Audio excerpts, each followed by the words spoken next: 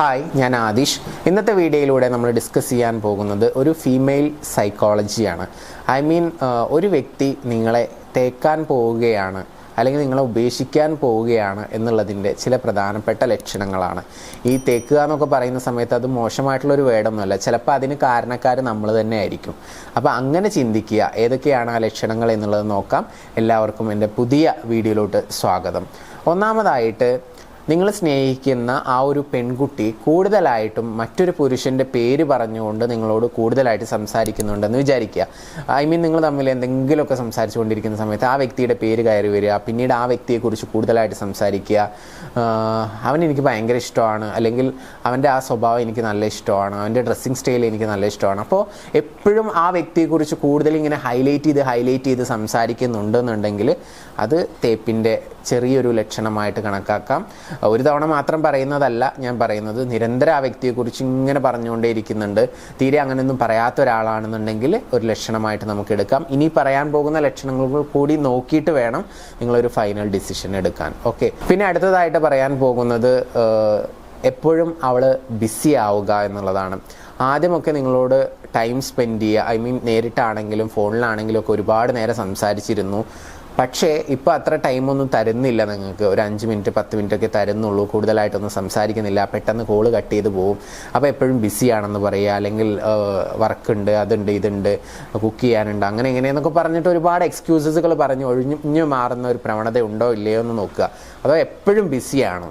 അങ്ങനെയാണെന്നുണ്ടെങ്കിൽ അതും ഒരു ലക്ഷണമായിട്ട് നമുക്ക് എടുക്കാം. അടുത്തതായിട്ട് പറയുന്നത്, ഫോണിന് വളരെയധികം അഡിക്റ്റഡ് ആവുക എന്നുള്ളതാണ്. നിങ്ങളോട് സംസാരിക്കുന്ന സമയത്താണെങ്കിൽ കൂടി അവർ കൂടുതൽ ടൈമും ഫോണിലായിരിക്കും നോക്കുന്നുണ്ടായിരിക്കുക. മാത്രമല്ല, ആദ്യ സമയങ്ങളിലൊക്കെ നിങ്ങൾക്ക് അങ്ങോട്ടും ഇങ്ങോട്ടും നിങ്ങളുടെ ഫോണൊക്കെ എടുക്കാനും നോക്കാനൊക്കെയുള്ള ഒരു ആക്സസ് ഒക്കെ ഉണ്ടായിരുന്നു. പക്ഷേ ഇപ്പോൾ അവളുടെ ഫോൺ നമുക്ക് എടുക്കാൻ പറ്റില്ല. അതുപോലെ തന്നെ ഫോട്ടോസൊന്നും നോക്കാൻ പറ്റത്തില്ല.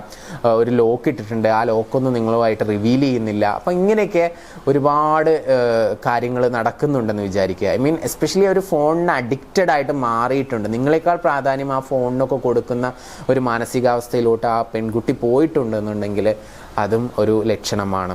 അതുപോലെ തന്നെ ഇപ്പോൾ നമ്മൾ സാധാരണയായിട്ട് പറയുന്ന ഒരു സംഭവം, ഓവർ ടൈം ഓൺലൈനിൽ ഇരുന്നിട്ട് പോലും നിങ്ങൾക്ക് റിപ്ലൈ ഒന്നും കിട്ടാതിരിക്കുക, അങ്ങനത്തെ സാഹചര്യങ്ങളൊക്കെ ഉണ്ടെങ്കിൽ അതും ഒക്കെ ഒരു പ്രശ്നം തന്നെയാണ്.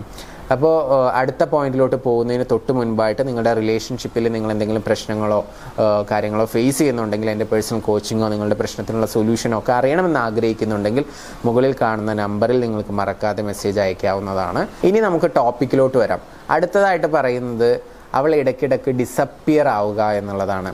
അഥവാ എവിടെയും കാണാതിരിക്കുക, ഫോൺ സ്വിച്ച് ഓഫ് ചെയ്യുക, അല്ലെങ്കിൽ മെസ്സേജിനൊന്നും റിപ്ലൈ തരാതിരിക്കുക. പിന്നീട് ചോദിക്കുന്ന സമയത്ത് നിങ്ങളോട് പറയുകയാണ്, എൻ്റെ വീട്ടിൽ സമ്മതിക്കുന്നു തോന്നുന്നില്ല, നമുക്ക് ഈ റിലേഷൻഷിപ്പ് നിർത്താം, അങ്ങനെയൊക്കെ പറഞ്ഞിട്ട് ഒഴിഞ്ഞു മാറുന്ന ഒരു സാഹചര്യം അവളായിട്ട് സൃഷ്ടിക്കുകയാണെന്ന് വിചാരിക്കുക, അല്ലെങ്കിൽ അവളായിട്ട് പറയുകയാണെന്ന് വിചാരിക്കുക. അപ്പോൾ നിങ്ങൾക്ക് ഉറപ്പിക്കാം അവൾക്ക് താല്പര്യം കുറഞ്ഞിട്ടുണ്ട്, നിങ്ങളെ വേണ്ട എന്നുള്ളത്. കാരണം ഒരു പെൺകുട്ടിയെ സംബന്ധിച്ചിടത്തോളം വളരെയധികം ഇഷ്ടമുണ്ടെങ്കിൽ എന്തൊക്കെയാണെന്നുണ്ടെങ്കിലും അവർ പറഞ്ഞ് സമ്മതിപ്പിക്കും, അല്ലെങ്കിൽ നിങ്ങളുടെ കൂടെ ജീവിക്കാനുള്ള പോസിബിലിറ്റീസിനെ കുറിച്ചായിരിക്കും അവർ കൂടുതലായിട്ടും ചിന്തിക്കുന്നുണ്ടായിരിക്കുക. നേരെ മറിച്ച് അവരെന്നെ പറയുകയാണെങ്കിൽ ഇത് നടക്കും തോന്നുന്നില്ല കേട്ടോ, നമുക്ക് റിലേഷൻഷിപ്പ് അവസാനിപ്പിക്കാം, അങ്ങനെയൊക്കെ പറയുന്നുണ്ടെങ്കിൽ അതിൽ തന്നെ എന്തൊക്കെയോ ഒരു തേപ്പിൻ്റെ ലക്ഷണമായിട്ട് നമുക്ക് കണക്കാക്കാനായിട്ട് സാധിക്കും.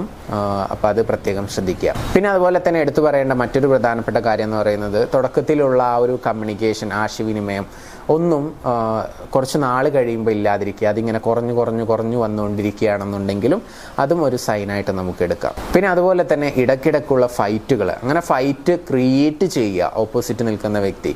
അത് ക്രിയേറ്റ് ചെയ്തിട്ട് ആ ഫൈറ്റ് അവസാനിപ്പിക്കാതെ അത് പല രീതിയിലുള്ള ആർഗ്യുമെൻറ്റ്സും കാര്യങ്ങളിലോട്ടൊക്കെ പോയിക്കൊണ്ട് എന്നാൽ നമുക്ക് ബ്രേക്കപ്പ് ആവാം എന്നുള്ള രീതിയിൽ ഇടയ്ക്കിടയ്ക്ക് അവർ തന്നെ പറയുന്നുണ്ടെന്ന് വിചാരിക്കുക. നിങ്ങൾ പറയുന്നതല്ല, നിങ്ങൾ ഇഷ്ടപ്പെടുന്ന ആ പെൺകുട്ടി പറയാം, നമുക്കിന്ന് ബ്രേക്കപ്പ് ആവാം, ഇത് മുന്നോട്ട് പോകുന്നു തോന്നുന്നില്ല. അപ്പോൾ അവർ ഇടയ്ക്കിടയ്ക്ക് ബ്രേക്കപ്പ് എന്നുള്ള വേർഡ് യൂസ് ചെയ്യുന്നുണ്ടെങ്കിൽ അതും ഒരു സൈനായിട്ട് നമുക്ക് എടുക്കാവുന്നതാണ്. അപ്പോൾ ഇന്ന് പറഞ്ഞ എല്ലാ സൈൻസും ഉണ്ടെങ്കിൽ മാത്രം നിങ്ങൾ കൺഫേം ചെയ്യുക.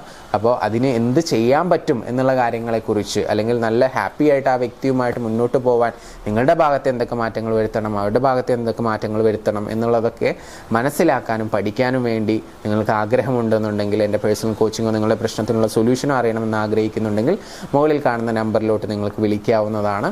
സോ നമുക്ക് പുതിയൊരു വീഡിയോ ആയിട്ട് വീണ്ടും കാണാം. Thank you. നമസ്തേ.